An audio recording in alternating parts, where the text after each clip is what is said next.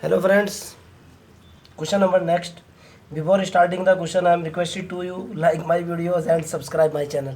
हालांकि ये बात मेरे को कहनी भी चाहिए क्योंकि मेरे लेक्चर पेड है, फ्री नहीं है, लेकिन चलो खैर फिर भी बोल दिया भाई, अगर तुम्हें अच्छा लगेगा तो कर देना, अदरवाइज तुम्हारी मर्जी। क्वेश्चन ये है बेटा, एवरी इनफाइनाइट साइक्लिक ग्रुप, अब की बार फाइनाइट नहीं है बेटा, इनफाइनाइट साइक्लिक ग्रुप है, okay, has two and only two generator. मतलब ये है कि अगर हमारे पास कोई ऐसा ग्रुप है जो इनफाइनाइट है, इनफाइनाइट ग्रुप का मतलब ये है कि उस ग्रुप के अंदर नंबर ऑफ़ एलिमेंट इनफाइनाइट है और मेरा ग्रुप साइक्लिक है। साइक्लिक का मतलब ये है कि वो जो इनफाइनाइट ऑर्डर का ग्रुप है सिंगल एक एलिमेंट से जनरेट होता है, ओके, क्योंकि साइक्लिक अगर है तो सिंगल एक एलिमेंट से जनरेट होगा। अब आपको सिद्ध करना है कि उस साइक्लिक ग्रुप के, जो कि इनफाइनाइट साइक्लिक ग्रुप है, उसके सिर्फ दो जनरेटर हैं, यानी वो सिर्फ दो एलिमेंट से ही जनरेट हो सकता है, तीन से जनरेट नहीं हो सकता। This is your question, okay. Proof देता हूँ।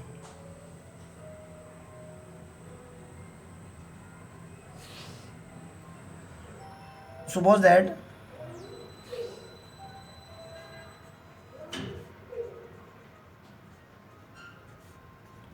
G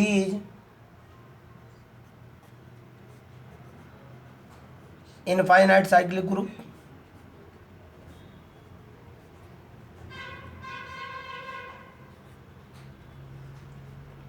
भाई। अगर साइक्लिक ग्रुप है तो जाहिर सी बात है किसी पर्टिकुलर एक एलिमेंट से जनरेट होगा, and A is also the generator.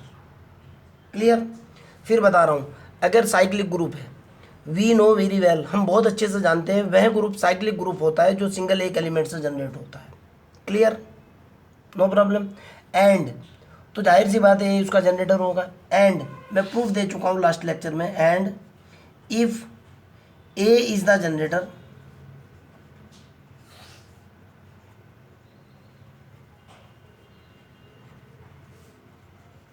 Of a group G, then A inverse भी क्या होता है, A inverse is also generator.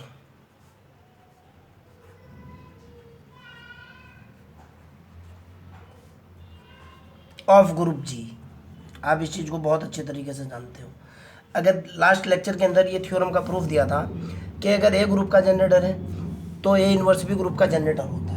अब मेरे को सिद्ध करना है, नाउ टू शो दैट, सिद्ध क्या करना है, टू शो दैट ए बराबर ए इनवर्स के नहीं है। ध्यान से सुनना, दोनों अलग अलग हैं। अगर ए इक्वल टू ए इनवर्स के है तो दो जनरेटर की जगह एक जनरेटर आ जाएगा। क्लियर? मेरे को सिद्ध करना है कि ए इनवर्स के नहीं है। मैंने उल्टा सपोज किया कि सपोज दैट, कंट्रावर्सी प्रूफ दूंगा मैं। सपोज दैट, क्या सपोज किया मैंने, सपोज दैट अगर ऐसा है, कैसा, ए बराबर किसके हैं, ए इनवर्स के है। थोड़ी देर के लिए मान लो कि ए इनवर्स के बराबर है, तो मैंने दोनों तरफ क्या किया, ए से मल्टीप्लाई कर दिया। ध्यान से सुनना, मैंने इधर भी ए से मल्टीप्लाई किया और इधर भी मैंने ए से मल्टीप्लाई कर दिया। इधर मेरे पास कितना निकल गया, ए स्क्वायर निकल गया। इधर मेरे पास कितना निकला, ए इंटू ए इनवर्स, आइडेंटिटी निकल गया। इसका मतलब क्या होता है, मैंने आपको बताया था कि अगर ए की power n is equal to identity है तो order of a is equal to कितना होता है, एन होता है ना। इस लाइन का मतलब क्या निकल गया, order of a is equal to कितना, 2। क्लियर? अब आगे चलते हैं। लास्ट लेक्चर के अंदर मैं आपको बताया था order of a generator is equal to order of the group. Cyclic group के अंदर जनरेटर का ऑर्डर ग्रुप के ऑर्डर के बराबर होता है। ये तो फाइनाइट निकल चुका। और यहाँ मेरे पास क्वेश्चन के अंदर क्या कह रहा है, G is infinite cyclic group. G is infinite cyclic group का मतलब निकलता है कि ऑर्डर ऑफ जी कितना है, अनंत है। आपके सामने है, क्या दो अनंत के बराबर हो जाएगा, ये दो इन्फिनिटी के बराबर हो जाएगा। देखो फिर कह रहा हूँ मैं, लास्ट लेक्चर के अंदर इस थ्योरम का प्रूफ मैं आपको दे चुका था कि order of A, order of generator and order of cyclic group दोनों बराबर होते हैं, ओके। और कहाँ से दे रहा हूँ आपको बता भी रहा हूँ, ये लो मेरे पास किताब भी है, ये देखो, आप देखो क्या लिखा हुआ है, order of infinite cyclic group is equal to order of its, sorry, order of a finite cyclic group is equal to order of its generator. सीधी सी बात है, मेरे पास सिचुएशन तो ये होती है भाई, लेकिन यहाँ हो क्या रहा है, यहाँ तो उल्टा हो चुका। ये जो जनरेटर है जिसको मैं जनरेटर मानते हुए चला था कि ए जनरेटर है, मैंने इसको हल किया, हल करने के बाद ये तो सिचुएशन उल्टी हो चुकी, order of a equal to 2 निकला, 2 इन्फिनिटी के बराबर नहीं हो सकता। मतलब क्या निकलता है, इसका मतलब ये निकलता है कि जी जो है मेरा फाइनाइट है। इसका मतलब ये निकलता है कि जी, इस लाइन का मतलब निकलता है कि जी इज फाइनाइट ग्रुप, जो थ्योरम के अंदर था, G is finite group. Clear? But G is infinite, but G is infinite. एकदम उल्टा निकल गया, कंट्रा निकला ना, कंट्राडक्शन निकल गया ना भाई। जब कंट्राडक्शन निकल गया, कंट्राडक्शन का मतलब क्या है कि भाई ए जो है बराबर नहीं है ए इनवर्स के, ये पॉसिबल नहीं है। ए इनवर्स के बराबर नहीं है, ये जो मैं कह रहा हूँ। ओके, ए बराबर नहीं, ए जो है ए इनवर्स के बराबर नहीं है। क्लियर? ये जो यहाँ लिखा हुआ है भाई, ये दोनों अलग अलग है। अब मेरे को दिखाना है कि इसके अंदर 2 जनरेटर हैं। अगर मान लिया 2 जनरेटर तो थे, दोनों के जो है मैंने सोचा कि दोनों के दोनों अगर सेम हो, ये सिचुएशन हो जाए। अब now we want to show that it has 2 generator but does not same. आगे चलते हैं।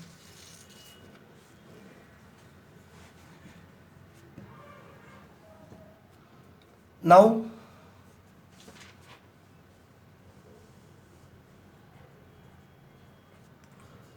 we want to prove that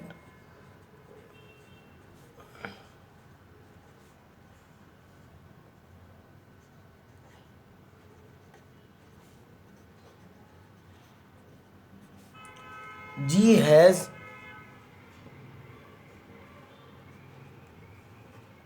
have 2 generators.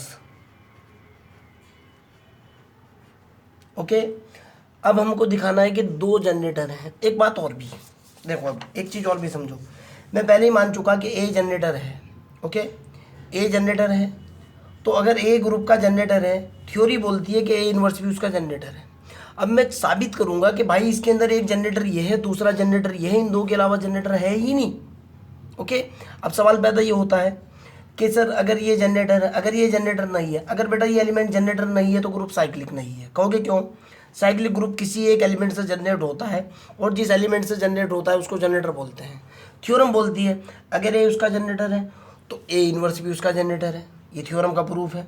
हम इस चीज़ को बहुत अच्छे तरीके से जानते हैं, ये थ्योरम लिखी हुई है यहाँ से यहाँ तक। अर्थात मेरा टारगेट मेन ये है, क्वेश्चन के अंदर ये प्रूफ करना है कि ए और ए इनवर्स के अलावा कोई दूसरा जनरेटर नहीं है। Okay, we want to prove that there 2 generator. और कौन कौन से जनरेटर हैं? सिर्फ ए एंड ए इनवर्स, सिर्फ 2 ही जनरेटर है। ओके, मान लिया जाए, सपोज दैट, फिर कंट्रावर्सी सपोज कर रहा हूँ, कितने जनरेटर हैं? सिर्फ 2 ही जनरेटर, ये दिखाना है। नाउ सपोज दैट,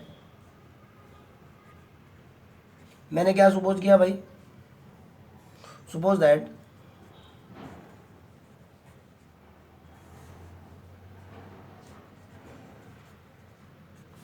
ए की power m is a generator of ji.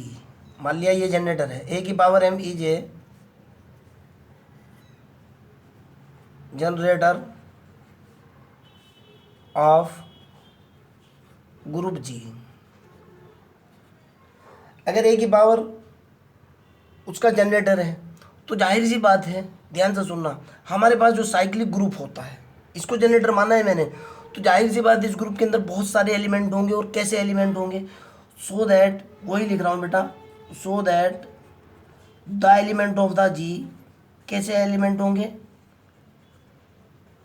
Elements of जी किस तरह के एलिमेंट होंगे? वो ऐसे एलिमेंट होंगे ए की पावर एम की पावर 1, ए की पावर एम की पावर 2, ए की पावर एम की पावर 3, इस तरह के एलिमेंट होंगे ए की पावर एम की पावर एन।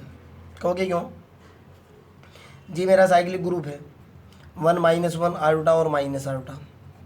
आयोटा इसका जनरेटर है, आयोटा की पावर 1, आयोटा की पावर 2, आयोटा की पावर 3, आयोटा की पावर 4। एलिमेंट जो है ना, इधर एक एलिमेंट की पावर के फॉर्म में एलिमेंट चल रहे हैं, ग्रुप के एलिमेंट निकलते हुए जा रहे हैं। जनरेटर आयोटा है, मैंने जनरेटर क्या मान लिया? ए की पावर एम है, तो जाहिर सी बात इसकी पावर बढ़ती हुई जाएगी ना।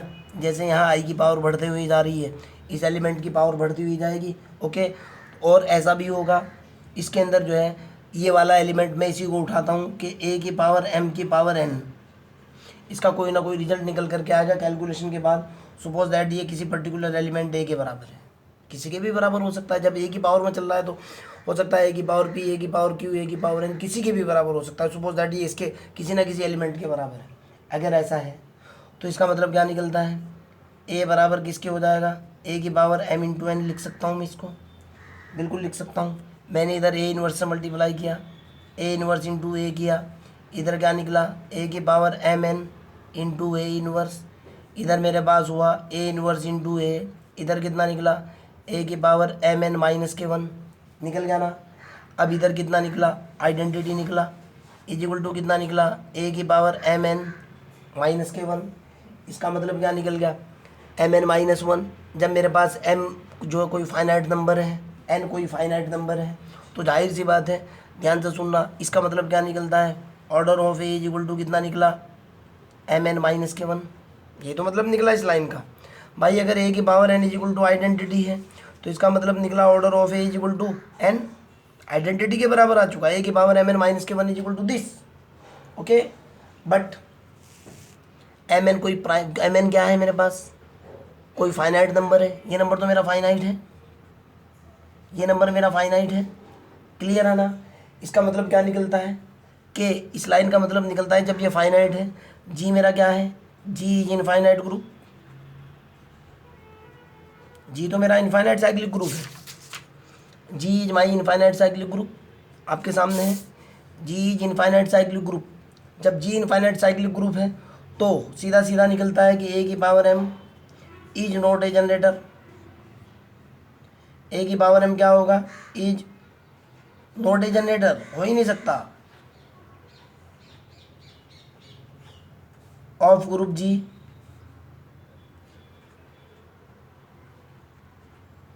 क्लियर। तो मैं क्या कहूँगा, सो दैट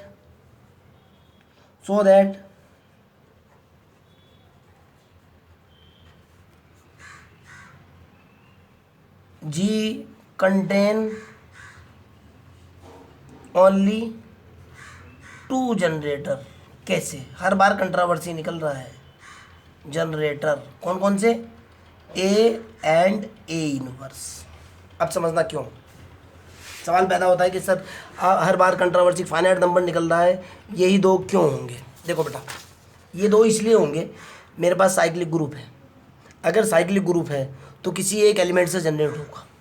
ओके, और मान लिया वो ए से जनरेट हो रहा है, थ्योरम बोलती है अगर ए जनरेटर है तो ए इन्वर्स भी जनरेटर है। ओके, फिर बता रहा हूँ, सी मेरे पास क्या है, साइक्लिक ग्रुप। अब वेरी इंपॉर्टेंट वर्ड्स हैं, ध्यान से सुनना। 2 बार में कंट्रा लेकर, 2 बार में रिजल्ट लेकर के चला, लेकिन रिजल्ट उल्टा आ रहा है। इस लाइन का मतलब निकलता है कि ये बात सही है जो लिखी हुई है। अब देखो बेटा, अगर साइक्लिक ग्रुप है, सिंगल एक एलिमेंट से जनरेट होगा, एक एलिमेंट से अगर जनरेट होगा वो उसका जनरेटर होगा सिंगल एलिमेंट, अर्थात ए इस साइक्लिक ग्रुप का जनरेटर होगा।